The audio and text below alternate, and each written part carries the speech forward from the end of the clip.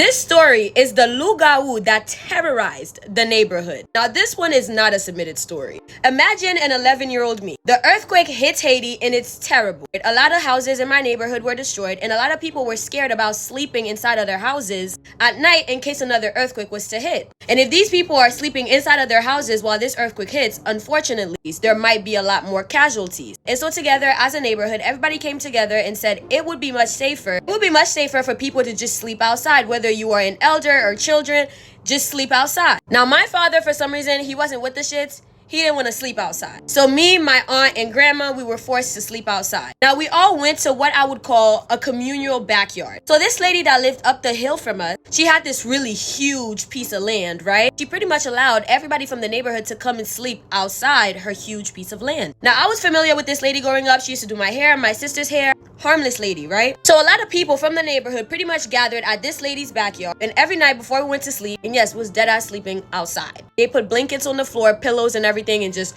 went to sleep. Now, before people went to sleep, she hosted the prayer. So people are singing their religious song, reading the Bible, and really praying before going to bed. So I remember the first night we slept outside. The following day, we woke up to a scream. Somebody was screaming at the top of their lungs, scuffling around, looking for their baby. This mother is hysterical. Everybody's rushing to her, asking her what is going on. Mind you, we're all sleeping right next to each other. So what is going on? What's wrong? She woke up and her daughter is missing. She can't find her daughter. Now, here's the thing. Her daughter had to be like 6 months old. There's no way her daughter would have gotten up and walked away by herself or even crawled away. Her daughter was 6 months old. So everybody gets up and just starts looking around the entire property. Everybody that slept in that yard was there. No one left. And there was a gate, by the way. No one heard this baby crying overnight. So people are thinking this baby has to still be around here somewhere. Maybe somebody's playing a sick joke. They spent an entire day and prayer looking for this 6-month-old child that was never found. Mind you, they set out a neighborhood search party. Nothing. Now, the lady with the missing baby, she winded up leaving to go to another part of Haiti to be with her family. Now, mind you, this is the day after a devastating earthquake hit the country. So now the following night goes by, nothing happened. Maybe it was just a fluke. It is definitely weird that this kid is missing. It just seemed like people were tiptoeing around the obvious answer. Yes, everybody was praying the night before, but whatever, everybody moved on. 2 nights later, we woke up. This time, a 5-year-old child is missing. Again, we were all sleeping outside in the yard, bodies next to each other. Again, we were able to hear shuffling something. Nothing was heard. Again, search party. People are looking up and down for this 5-year-old boy. He's missing without a trace. Until this man that was sleeping in the yard came forward and said, now he's not supposed to talk about this, but in the middle of the night while everybody was sleeping, he started to feel his body sweating like he's really, really hot. He woke up, opened his eyes. However, he wasn't able to move. That's all he was able to do was dart his eyes back and forth, and he noticed that everybody around him was asleep. Everybody around him seemed to be in a deep sleep. Himself, he could not get up. That's when he noticed that there was a creature flying above that yard. He claimed to have made eye contact with the creature, who had fire as a tail, and the rest of its body kind of looked like a chicken. He claimed that the creature flew over, took the child, made eye contact with him, and flew away from the yard. Now, he waited before he could say something because he was afraid about his safety. And yes, they winded up catching the Lugau after the Lugau tried to take one more child. That Lugau actually fucked around and found out. I know you guys hate part 2s, but I love them. So make sure you comment part 2 down below so I can finish off this story. Yes, this is my story. This happened in Fontamara, Port-au-Prince. Yes, it was horrifying because I thought I was next. I'm pretty sure I told this story on my live, but I've never told it on my page. But anyway, leave a comment for part 2 and make sure you hit the plus button for more spooky content. And that's at the end of every single video. I love you, my abducted humans, from your favorite Haitian homegirl. So as we're all sleeping outside as a means of survival, kids just start going missing. First, it was a 6-month-old, and then second, it was a 5-year-old kid. Now, for both occurrences, everybody in the neighborhood came together to search for these missing kids. However, nothing. Mind you, we would spend all day walking up and down the entire neighborhood calling out for these kids. Nothing. That's when the guy came forward, the guy who saw the Lugau. When he explained the situation and what he saw, it made sense to people what was actually happening. This Lugau was out here putting people under sleeping spells, giving them sleep paralysis so that they would not wake up. So that means every single person that was sleeping out in that yard wasn't supposed to wake up. And that guy who actually woke up and saw everything, I guess that was a fluke because he wasn't supposed to. And now again, when he woke up, the only thing that this guy was able to move were his eyes. So it's not like he was able to fully get up and chase anything away, nothing. He said he tried to talk, he tried to scream, he tried to get up, but his body was stuck on the ground. So then people in the neighborhood started becoming like, all right, this can't keep going on because people have to sleep outside. We have to keep the children safe too. So we're gonna have to figure out a way to catch this lugau once and for all. So instead of everybody falling asleep together, people started staking out. So people were taking shifts during the night and they had upwards to 2 people per shift watching the entire backyard. It was like 2 shifts of the night, 10 to 2 and 2 to 6. Right. And the 2 men that had the 10 to 2 shift, they were staying up. You know, they're chilling, liming. They have to stay up for the next 6 hours. Well, nobody really knows what happened. But the following day, when we all woke up, the 2 men that were supposed to do the 10 to 2 shifts fell asleep. And the ones that were supposed to do the 2 to 6 lookout never woke up because the 10 to 2 shift people never woke up the 2 to 6 shift people. Again, everybody was sleeping. And once again, people have sleep paralysis. The guy that told that it was a lugau, that night he got beaten so bad in his sleep that the following day when he woke up, the man was not okay. Like, he woke up with bruises all over his body. And bruises, fresh bruises that hurt. Like, he literally got beat the fuck up. And after that day, the man who got beat up no longer felt comfortable sleeping in that yard anymore, so he kind of just left. So after the second child went missing, my parents decided that it is not safe for me to keep sleeping out there anymore. So they needed to figure something out, and they needed to figure it out fast. So that night, I actually had to sleep inside my house, and I was terrified. Again, if the earthquake hits, I would be stuck. I would be...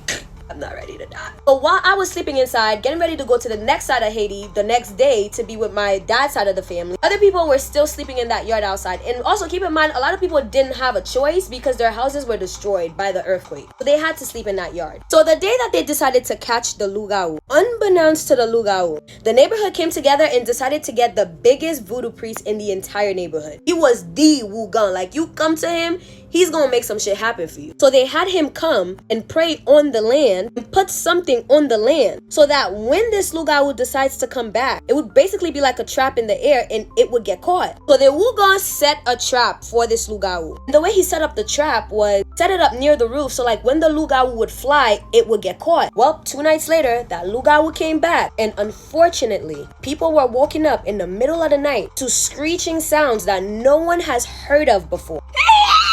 It's a sound that echoed throughout the entire neighborhood. Hearing the scream, people in the yard got up. Look who it was. Well, hanging from the top of the roof was a creature that seemed to have human features with wings and a tail, stuck on the roof, just hanging there trying to escape. So pretty much, they caught the lugau and they were about to unalive the lugau. They were about to finish the job.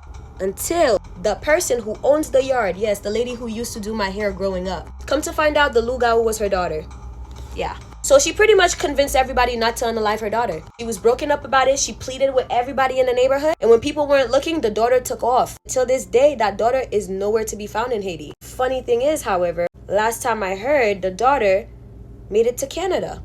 If you think that lugau's only exist in Haiti, honey, they relocate. That was pretty much it for that story. I have so many more spooky stories from Haiti coming up because I just spoke to my favorite uncle and he's giving me so many more spooky stories. So you guys better stay tuned. If you love these spooky stories, make sure you hit that plus button for more spooky content. I see at the end of every single video. I love you, my abducted humans, from your favorite Haitian homegirl. Imagine waking up one morning and every mirror in your house is covered in red fabric. Not a sheet, not a towel, like some sort of warning. So you get up and at first you think it's just a prank until you lift the fabric and you notice that your reflection isn't yours anymore. It's a woman in a red cloak. Her head is bowed until she looks straight up and whispers, "Under his eye." So you panic, throw the fabric back over the mirror, but when you check your phone camera, she is standing right behind you. Later that night, you hear voices outside. So you look out the window and there's a whole line of women in red just standing there, silent, just watching your house. You can cover the mirrors, you can turn off your phone, but you can't stop them from watching. Blessed be the fruit, only on Hulu. Someone said that they bought an antique music box, but what came with it wasn't music. So one day, Andrea went shopping at a flea market. She came across this dusty music box just sitting off in a corner. Now, she loves collecting old things, and as a music connoisseur, she had to have this. She said it was a small antique music box. It was beautiful and delicate, and she couldn't stop staring at it, so she had to have it. She said when she bought the music box to the vendor had a strange look to him. As he's checking her out, he tells Andrea, "It's special. Just be careful how you play it."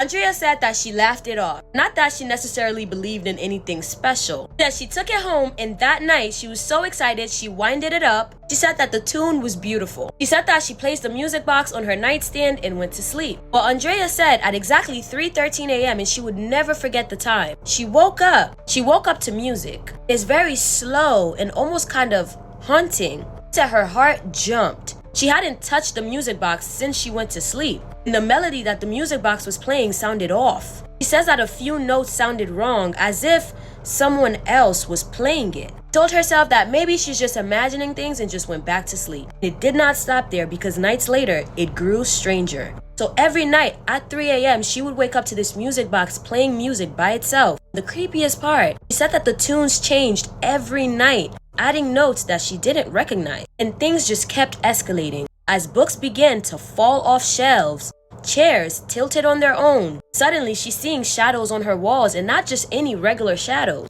big ass shadows that seemed bigger than actual humans. She began to see shapes and reflections. She would feel this presence standing behind her, and when she would turn around, it would vanish by the time she turned. Andrea said that the only thing that she had done differently was bring this music box into her house. So while the hauntings were happening, she decided to look into it. She researched the music box and found its history. She went back to the flea market to the guy who sold her the box. The guy told her that it belonged to a composer who mysteriously passed away. And he says that the final piece in the music box was never played because it was said to summon something. It was definitely something that lingered when the music was played, and definitely something that triggered it around 3 a.m. She told the guy that she bought the music box from, "Well, thank you so much for selling me this box, but I think I'm gonna have to return it." And the guy says that he will not accept it back, as he himself has been trying to get rid of that box for years. And no, this isn't his first time selling the box. He's accepted the box back every time someone comes in and returns it. This time, he's ready to get rid of it. So he kindly asks Andrea to leave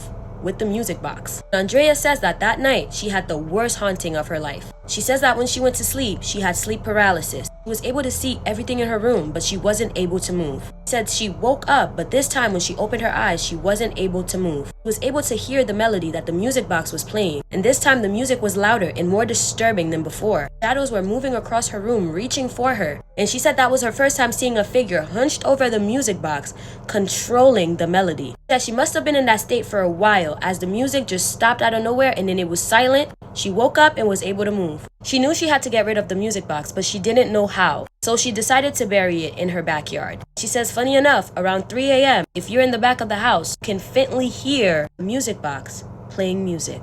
Thank you for submitting this story. If you like the spooky stories, the dark and the mysterious stuff, and the hauntings, and spooky season is upon us, go ahead and hit that plus button so you can follow me for more spooky content. I love you, my abducted humans, from your favorite Haitian homegirl. African people, come back to the front. I know it's a big continent, but just come to the front, because 14 countries in Africa done cut France off. And in honor of this amazing news, I have decided to do a traditional African hairstyle. As a Haitian girlie whose country has suffered in the hands of France, you guys cutting them off has put them in so much hot water that France is now considered ungovernable. They done kicked out their prime minister after 12 months. The French people are protesting right now as we speak. France is broke. A large sum of France's income was solely dependent on African countries. France has been exploiting Africa since the 50s, I believe. And after all these years, the African people are basically saying this is done, this is enough. We have Mali, Burkina Faso, Niger, Senegal, Chad, the Ivory Coast, and the list goes on. They have cut diplomatic and military ties with France, which is now leaving France in absolute turmoil. And Russia had a big part to play in all of this. Now, while Russia didn't directly cause this, it's kind of like a common enemy type of thing. They definitely exploited the opportunity. Because now you have these main African countries distancing themselves from France, but growing closer with Russia. I am so happy that my African brothers and sisters did this because they are the main reason why Haiti is in the state that it's currently in. Imagine enslaving people and then saying that they owe you billions of dollars in reparations. If there's one thing the French have, it's audacity. So, I don't know. The government is down right now. It's not looking too good for France. And now they're saying that the UK is next. And the only part about this that I'm like, damn, they're definitely not gonna give us our reparations now. But let's throw a party. Thank you guys from your favorite Haitian homegirl. Everyone knows the Amityville horror house. But before the hauntings, there were the murders. In 1974, Ronald DeFeo Jr. killed his entire family while they slept. And what's strange is this, neighbors around said that they never even heard a sound. No screaming, gunshots, nothing. Now, does this relate to something spooky? I genuinely think it does. Considering this became one of America's biggest haunted house stories, I genuinely believe that there was something darker at play here. Later, Ronald claimed that he heard voices in the house telling him to do it. I mean, the courts didn't buy it. Some investigators say that it was just an excuse. But here's the part that keeps people up at night.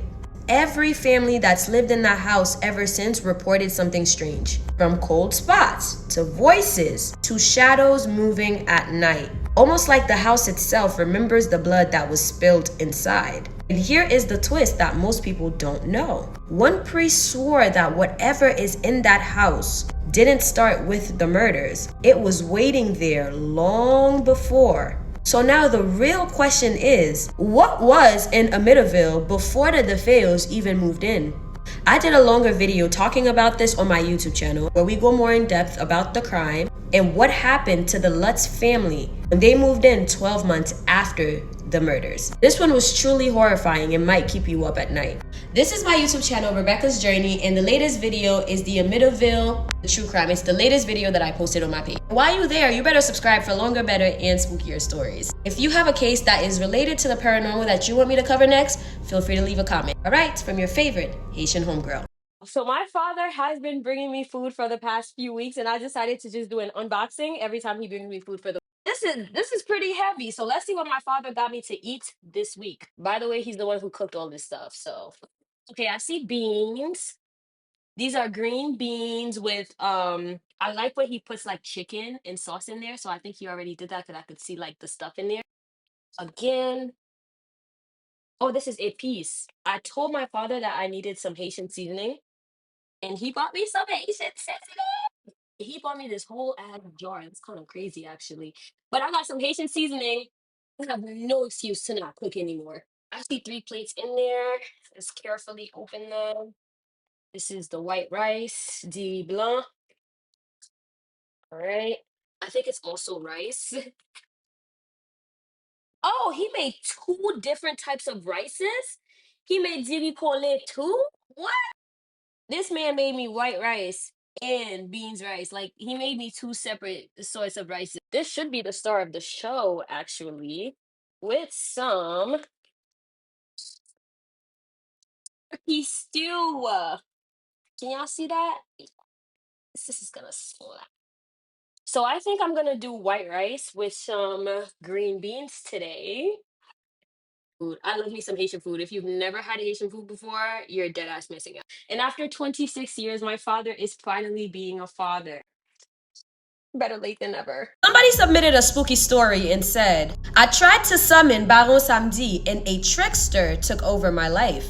I am back with another spooky story. And in case you didn't know, Haitian voodoo is a closed practice. Like the Black Cauldron would say, this person fucked around and found out. We're gonna call the person who submitted the story Larry. Larry says that he's not Haitian. He's from the South and he has a couple of Haitian friends. Around the time he turned to Haitian voodoo, he felt like his life was down bad. However, he really didn't know anything about the law, the practices of the religion, anything. He heard about Baron Samedi, he did a little bit of research, and Larry thought that he could summon Baron Samedi for luck, maybe money, or even some love. He said he found a ritual online. He said it was very descriptive and he followed all the instructions to a T. So he's really confused as to what went wrong because what Larry got was something else entirely. Something that doesn't forgive mistakes. So after the ritual, it started with small things. Now Larry would interpret those things like Baron Samedi is actually coming through. However, candles he lit would never stay lit. His apartment felt off,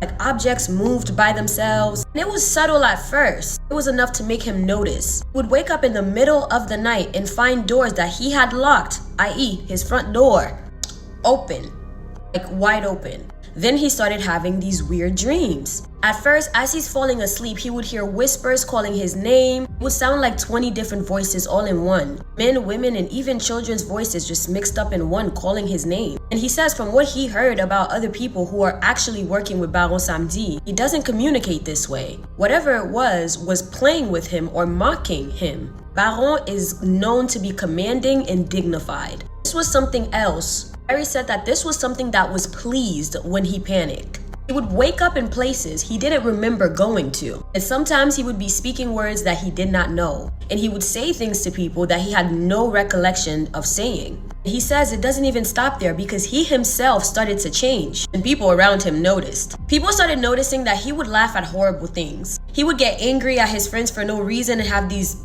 outbursts. He had these weird cravings that just were not normal. Foods he never ate. He even started craving certain smells that he couldn't place. He liked the smell of unalived things. And at that point, he really started to notice something was different. So he went to one of his Haitian friends who recommended him to go see somebody. Remember the luck he was hoping to get, the money? Yeah, in the midst of all of this, the place he was living in caught on fire. So he had to figure out someplace else to live. At that point, he was couch hopping. He desperately needed to fix this. So he went to the person that his friend recommended him to. And that's when the Ougan told Larry, "You didn't summon Baron Samedi. You called a trickster, a spirit that feeds on chaos, mistakes, and fear.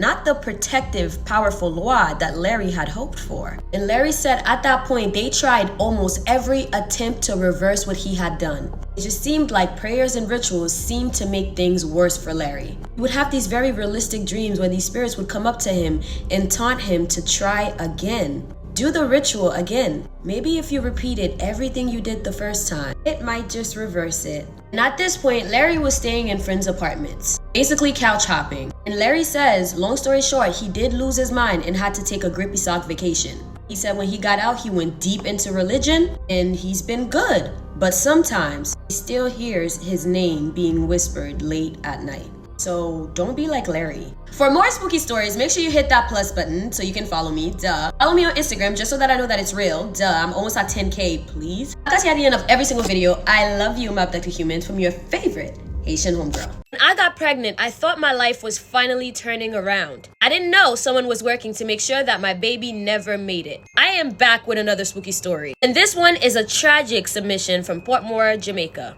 We're gonna call the person who submitted the story Marianne. Marianne said that when she found out that she was pregnant, it felt like the one good thing in her life. Living in Portmore, Jamaica, her and her boyfriend didn't have much. They were barely getting by. However, the baby gave her hope. Marianne told everyone at first, and the congratulations felt real at first. But then people started gossiping, old friends stopped calling her, and even some of her family started looking at her sideways. But there was this one woman in particular, her boyfriend's ex. Marianne said that this ex always made her feel small. And it didn't help that she only lived 2 blocks down. And sometimes she would catch the ex just staring at her, but whatever. The ex was acting like she had stolen something from her. One night, Marianne dreamt of her standing over her, pressing her hands into Marianne's pregnant stomach, whispering words that she couldn't understand. She suddenly woke up and sweat was soaking her sheets, and she was experiencing a bit of pain low in her belly. Marianne said she just brushed it off as a nightmare. However, the next few weeks only got worse. She would feel kicks